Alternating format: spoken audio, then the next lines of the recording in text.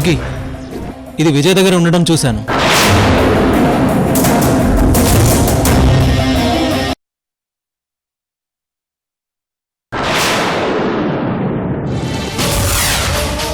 ఎందుకు అలా చేశానంటే నువ్వు ఇంట్లోనే ఉన్నావని ఎవ్వరికీ అనుమానం రాకూడదని, అందరూ విజయ్ మీద అనుమానపడాలని. ఇక పడతారు కూడా.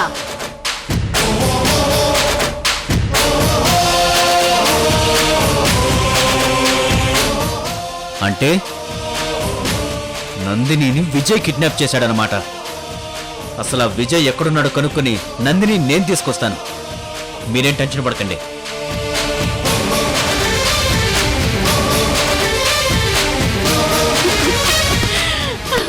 Very good.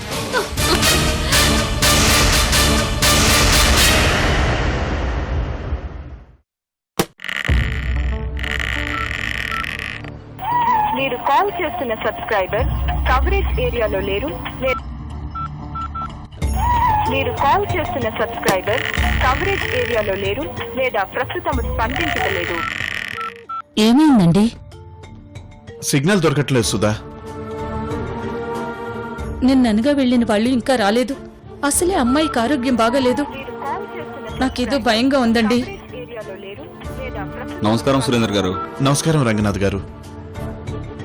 చూడండి, మీకు ఒక ఇంపార్టెంట్ విషయం చెప్పడానికి వచ్చాను. చెప్పండి సార్. ఏం లేదండి సురేందర్ గారు, ఇక్కడ దగ్గరలో క్రిస్టియన్ హాస్పిటల్ ఉంది. అక్కడ క్యాన్సర్ నుంచి ఏ జబ్బునైనా నయం చేసే అవకాశం ఉంది. పైగా ప్రతి నెల స్పెషల్ డాక్టర్ వచ్చి ట్రీట్మెంట్ చేస్తారు. ఈరోజు కూడా అలా కొంతమంది డాక్టర్స్ వచ్చారు. ఎందుకైనా మంచిది ఒకసారి మీ అమ్మాయిని తీసుకెళ్తారేమోనని చెప్పడానికి వచ్చాను.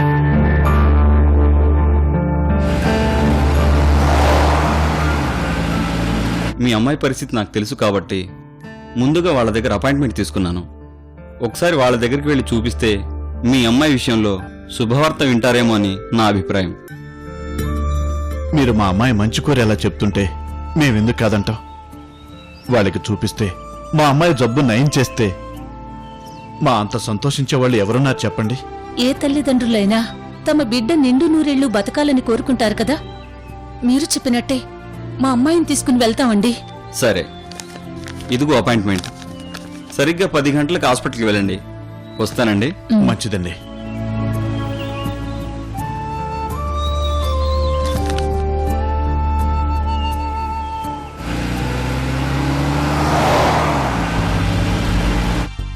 ఏమండి, మళ్ళీ ఒక్కసారి ఫోన్ చేయండి. అమ్మాయిని తీసుకుని హాస్పిటల్కి వెళ్దాం.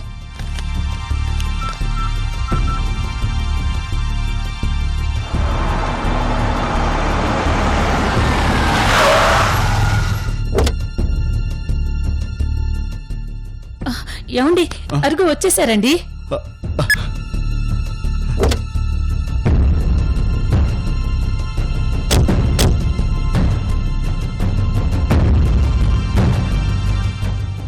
ఏంటి బాబు, తలక కట్టేంటి? ఏం జరిగింది? ఏం లేదు నాన్న, నిన్న మేమిద్దరం సరదాగా బయటకెళ్ళాం కదా. అప్పుడు నేను అనుకోకుండా కింద పడి స్పృహ కోల్పోయాను. ఆ టైంలో కొంతమంది రౌడీలు వచ్చి నేను పాడు చేయబోతుంటే విజయ్ అడ్డుకొని వాళ్ళతో ఫైట్ చేశాడు. ఆ టైంలో తనకు ఆ దెబ్బ తగిలింది.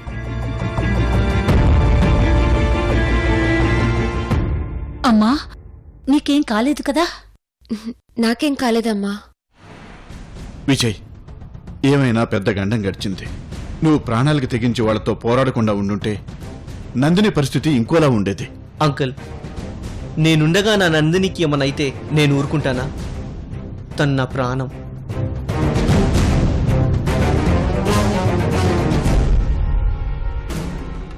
ఏమైనా దేవుడి దయ వల్ల మీరిద్దరూ సేఫ్గా ఇంటికొచ్చారు. మాకదే చాలు. సరే, మీరిద్దరూ త్వరగా ఫ్రెష్ అప్ అవ్వండి. అర్జెంటుగా హాస్పిటల్కి వెళ్ళాలి. హాస్పిటల్కా? ఎందుకు నాన్నా? ఏం లేదమ్మా, ఇక్కడ దగ్గరలో ఓ క్రిస్టియన్ హాస్పిటల్ ఉందంట. అక్కడ ఏ జబ్బునైనా సరే నయం చేస్తారంట. పైగా ఈరోజు స్పెషల్ డాక్టర్స్ వచ్చి చెకప్ చేసి ఆ రిపోర్ట్స్ను బట్టి ట్రీట్మెంట్ చేస్తారంట. అందుకే ఒకసారి నిన్ను తీసుకెళ్లి వాళ్ళకి చూపిద్దాం అనుకుంటున్నాను.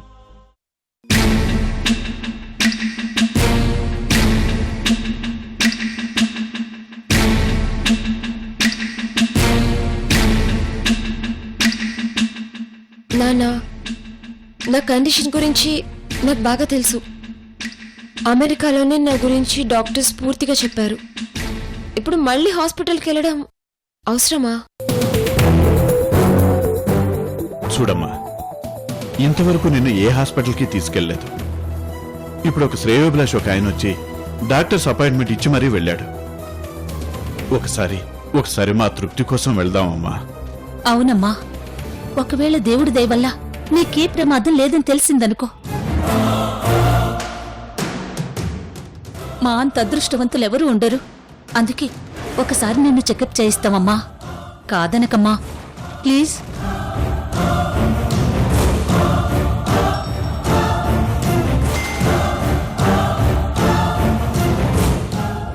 సరేనమ్మా, నాకు ఇష్టం లేకపోయినా మీ తృప్తి కోసం ఒప్పుకుంటున్నాను. అలాగే వెళ్దాం. అమ్మా నందిని, పద వెళ్దాం.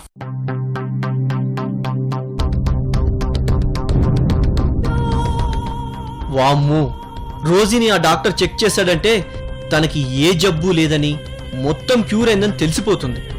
అప్పుడు నా ప్లాన్ అంతా వేస్ట్ అవుతుంది. నో, అలా జరగడానికి వీల్లేదు. మామయ్య గారు, తన గురించి మనందరికీ తెలుసు. ఇప్పుడు హాస్పిటల్కి వెళ్ళినా అదే చెప్తారు. అప్పుడు మనమంతా ఇంకా బాధపడాల్సి ఉంటుంది. అలాంటప్పుడు వెళ్ళడం అవసరమా? అది కాదు బాబు, కొందరు హస్తవాసం మంచిదంటారు. ఏ డాక్టర్ చేతిలో ఏ మహత్యం ఉందో మనం చెప్పలేం కదా.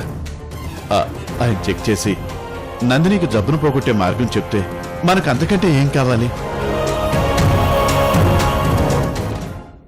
అదే జరిగితే మాకన్నా ఎక్కువగా సంతోషించేది నువ్వే కదా విజయ్. ఎందుకంటే తను తొందరలోనే నీకు భార్య కాబోతోంది కదా. అది కాదు. ఇంకేం చెప్పొద్దు బాబు, నువ్వు కూడా రెడీ, అందరం కలిసి వెళ్దాం.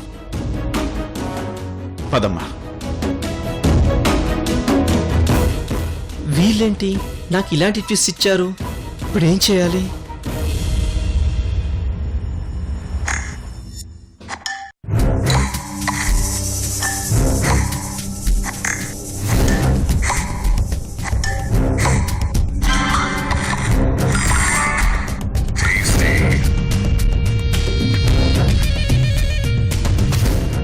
అసలు విజయ్ ఇలాంటి పని చేశాడంటే చాలా ఆశ్చర్యంగా ఉంది. ఇందులో ఆశ్చర్యమేముందాంటీ? సంధ్యలాగానే విజయ్ కూడా కన్నింగ్ వ్యక్తి అని అర్థమైంది. అసలు తను మన ఇంట్లో ఉన్నప్పటి నుంచి ఏదో ఒకటి చేస్తాడని అనుమానంగానే ఉంది. ఇప్పుడు నా అనుమానమే నిజమైంది.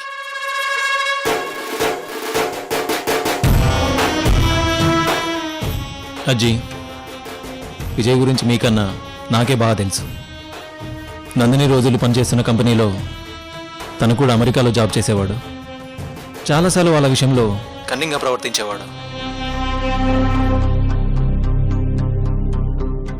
ఆ విధవ గురించి నందిని కూడా మాకు చాలాసార్లు చెప్పింది.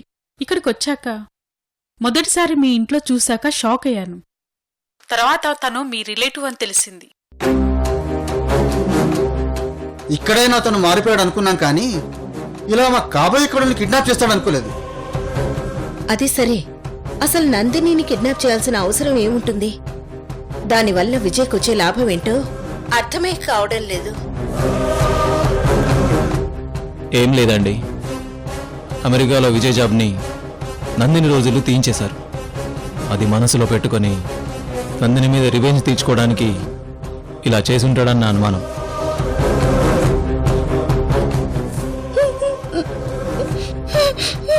చూసామా, విజయ్కి సంబంధించిన వస్తువుల్ని అక్కడ పడేయగానే ఇప్పుడు ఫోకస్ అంతా విజయ్ మీదకి వెళ్ళిపోయింది. ఇప్పుడు విజయ్ని పట్టుకున్నా నువ్వెక్కడున్నావన్న విషయం ఎవ్వరికీ తెలీదు. నీకొక సామెత తెలుసా నందిని? తప్పొకరిదైతే నింద మరొకరిది అని. ఇక్కడ తప్పు నేను చేస్తే నింద మాత్రం పాపం విజయ్ మీద పడింది. ఏమైనా నేనేసిన బంతికి విజయ్ అవుట్ అయ్యాడు.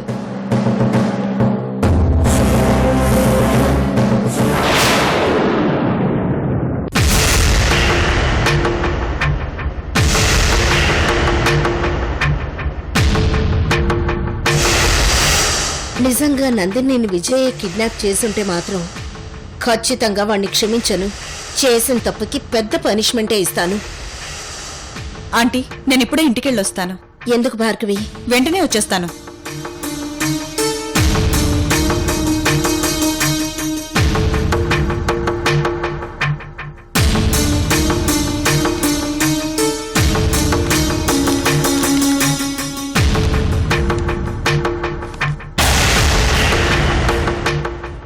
అపాయింట్మెంట్ తీసుకున్నామండి. ఎవరు? మా అమ్మాయి పేషెంట్. అలాగా.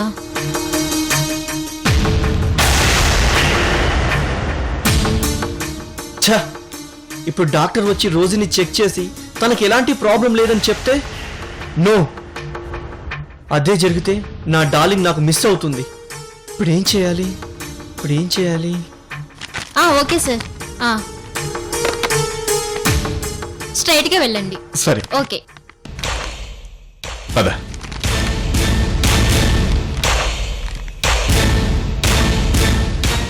బాబు విజయ్, ఆగిపోయావే? ఏం లేదు. టెన్షన్ పడకు, పద. నమస్కారం డాక్టర్ గారు. కూర్చోండి ప్లీజ్, బీ సీటెడ్. రాసుదా, కూర్చోండమ్మా.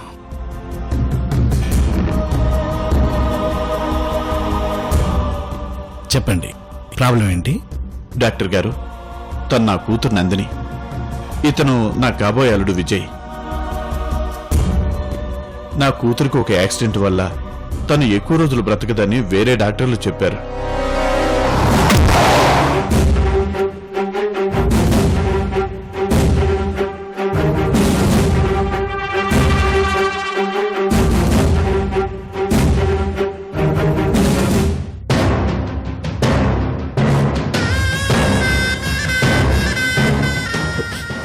కానీ ఎందుకో రంగనాథ్ గారు మీ గురించి చెప్పిన తర్వాత మాకు మనసు ఒప్పగా ఇంకొకసారి తనని టెస్ట్ చేసి చూస్తే తను బ్రతికే అవకాశం ఏమైనా ఉందేమో అని చిన్న ఆశతో మీ దగ్గరికి తీసుకొచ్చాను.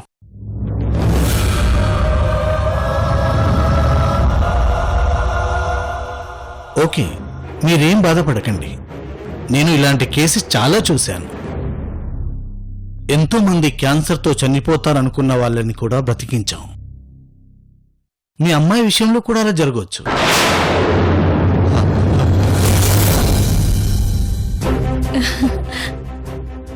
అమ్మా, ఇలా వచ్చి కూర్చో.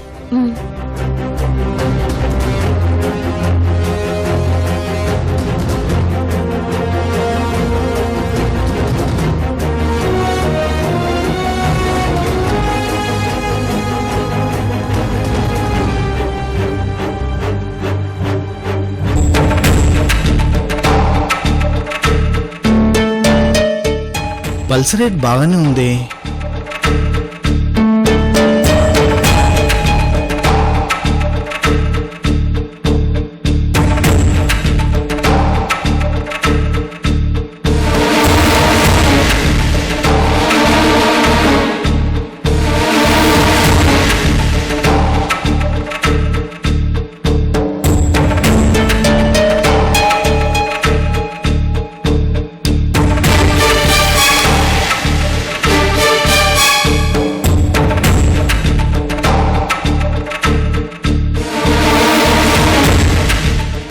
ఇదేంటి, ఇతనేదో ఆలోచిస్తున్నాడా? ఒకవేళ రోజుకి ఏ ప్రాబ్లం లేదని అర్థమైపోయిందా ఏంటి? ఈ అమ్మాయిని ఎక్స్టీరియర్ గా చూస్తే ఎలాంటి ప్రాబ్లం లేదనే తెలుస్తున్నది.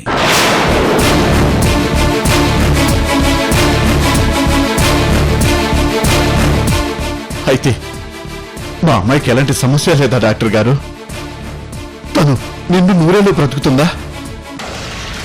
నో, మీరు అలా అనుకోకండి.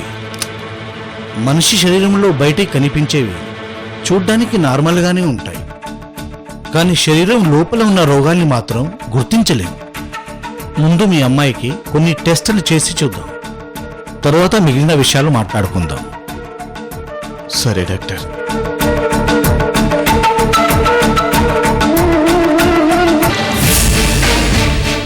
ఇప్పుడు రోజుకి టెస్టులు చేస్తే నిజం తెలిసిపోతుంది. ఇప్పుడు ఏం చేయాలి? ఏం చేయాలి?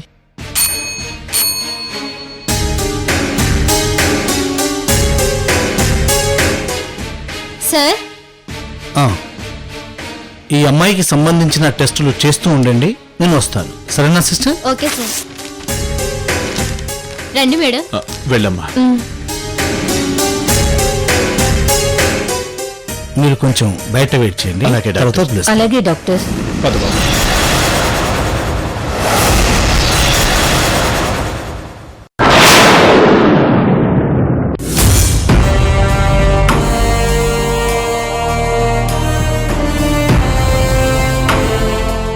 సార్, ఒక నిమిషం. Any important news? Yes sir, చాలా ముఖ్యమైన విషయం సార్. సరే, నేను మళ్ళీ మాట్లాడతాను. చెప్పు, ఏంటా ఇంపార్టెంట్ న్యూస్? మీరు చెప్పినట్టుగానే విజయ్ ఎక్కడున్నాడో ఎంక్వైరీ చేశాను సార్. గుడ్. ఇప్పుడు అతను ఎక్కడున్నాడు? బోధనలో ఉన్నాడని తెలిసింది సార్. బోధన్. సరే, ముందు అర్జెంటుగా బోధన్ పోలీస్ స్టేషన్కి విజయ్ ఫోటో ఫ్యాక్స్ చేసి సర్చింగ్ మొదలు పెట్టమని చెప్పు. మనం కూడా బోధన్ వెళ్ళి వెతుకుతాం. పద. అసలు విజయ్ బోధన్లో ఎందుకున్నట్టు? అక్కడ విజయ్కి ఎవరు రిలేటివ్స్ కూడా లేరు కదా. మరి అక్కడెందుకున్నట్టు? ఎవరితో ఉన్నట్టు? సంధ్య, సంధ్య, సంధ్య, సంధ్య! ఏంటి అత్తయ్య గారు, చాలా రోజుల తర్వాత మీ వాయిస్ లో సౌండ్ పెరిగింది. ఎందుకు నన్ను కోపంగా గట్టిగా పిలిచారు? గట్టిగా పిలవడం కాదే, నిన్నేం చేసినా పాపం లేదు.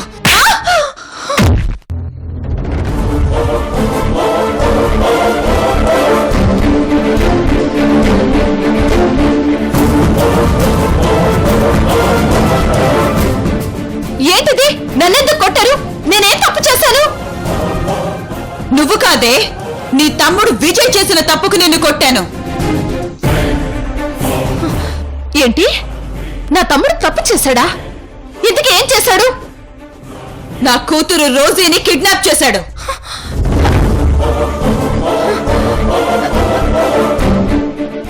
ఏంటి?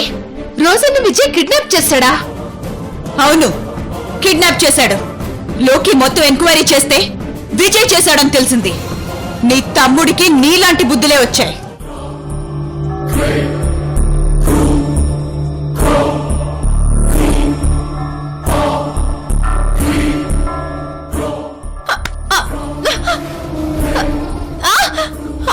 చెప్పవే, ఆ కిడ్నాప్ లో నీకు కూడా భాగం ఉంది కదా.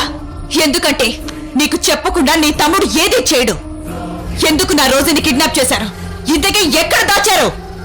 అత్తయ్య గారు, మీరు ఏమంటున్నారో నాకు అర్థం కావడం లేదు. నేను నా తమ్ముడు కలిసి రోజుని కిడ్నాప్ చేయడం ఏంటి? అయినా రోజుని కిడ్నాప్ చేయాల్సిన అవసరం మాకేముంటుంది? మీరు అనవసరంగా పొరపడుతున్నారు. ఆ కిడ్నాప్ కి నాకు ఏ సంబంధం లేదు. నువ్విలా మాటలతో అడిగితే నిజం చెప్పవే. నిన్ను అడగాల్సిన పద్ధతిలో అడగాలి.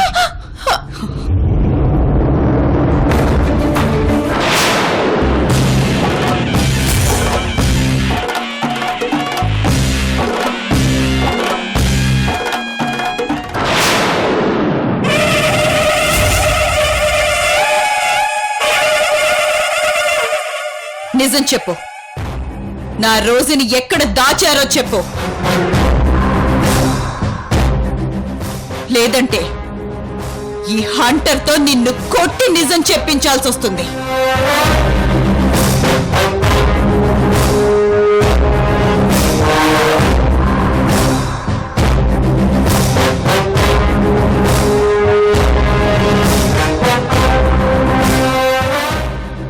ఏంటండి, నేను నిజం చెప్తుంటే వినిపించుకోరేంటి?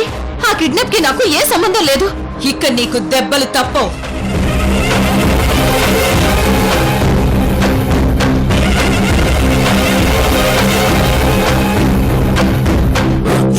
మృత్యుంజయ రుద్ర కాల రుద్ర జ్వాలామయ రుద్ర లోక రుద్ర ఏకాదశ రుద్ర అగ్ని రుద్ర అధిభీషణ రుద్ర ప్రాణ రుద్ర పంచానన రుద్ర